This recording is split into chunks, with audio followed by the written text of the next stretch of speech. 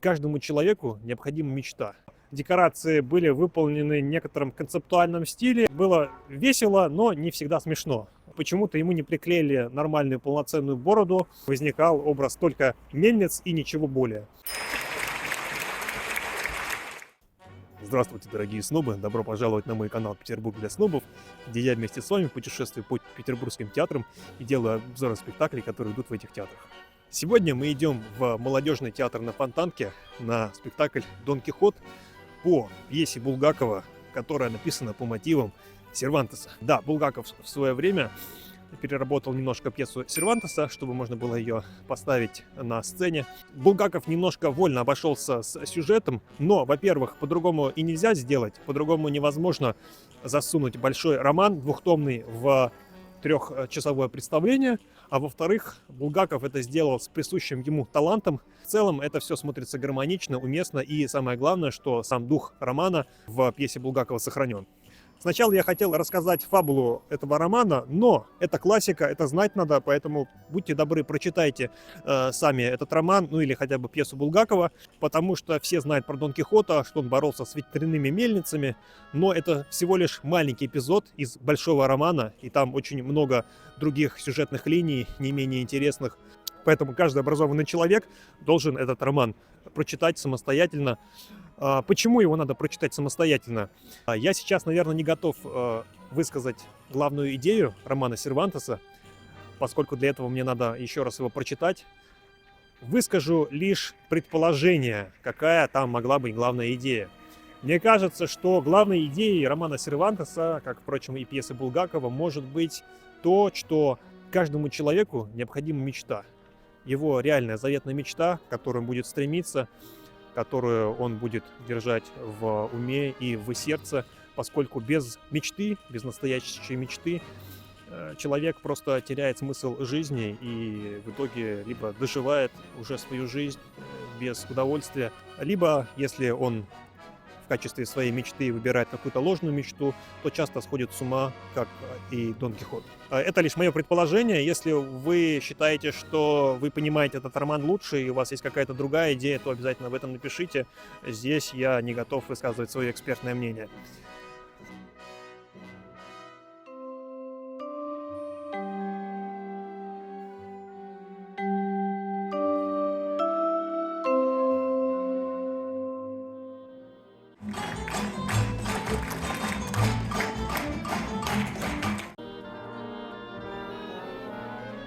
Друзья, пока идет антракт, могу сказать, что малый зал молодежного театра, он действительно малый, весьма камерный, и здесь нет мест, с которых видно было бы плохо сцену. Единственное, что крайние места, с них не очень красивый обзор, но в целом с любого места здесь видно достаточно хорошо.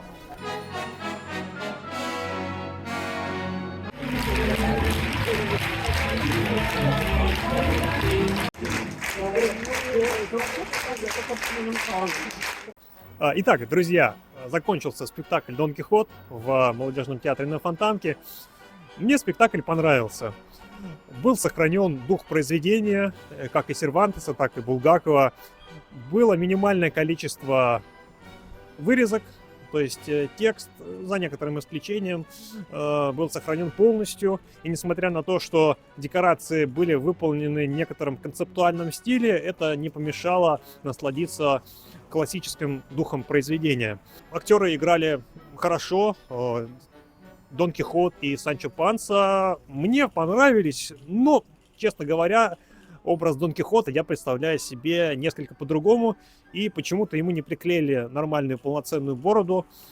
Не знаю, с чем это связано, и как-то поэтому образ Дон Кихота мне показался немного не таким, каким он должен быть в моем воображении. Точнее, он мне не показался, он и не был таким. Что касается настроения спектакля, то это была практически полностью комедия. Но, честно говоря, смеяться мне хотелось не более чем над 5% шуток. Но надо признать, что в зале устойчивый стоял женский смех, поэтому значительной части публики такой юмор понравился. Мне, честно говоря, было весело, но не всегда смешно. Но концовка получилась весьма трогательная. Проследиться мне не хотелось, но она была запоминающейся. Правда, если бы ее немножечко сократили, а точнее, если бы последнюю минуту не вставляли бы в спектакль, а свет погас и представление закончилось бы сразу после того, как закрылись двери, мне кажется, что эмоциональный накал был бы более сильным, а так вот эта лишняя минута после того, как закрылись двери, смазала немножечко основное впечатление, и уже было не так печально. Хотя, может быть, мне так показалось из-за того, что уже на последнем получасе хотелось встать, потому что было утомительно сидеть 3,5 часа на одном месте, пусть и с антрактом. Может быть, это способствовало тому, что захотелось, чтобы представление уже наконец закончилось.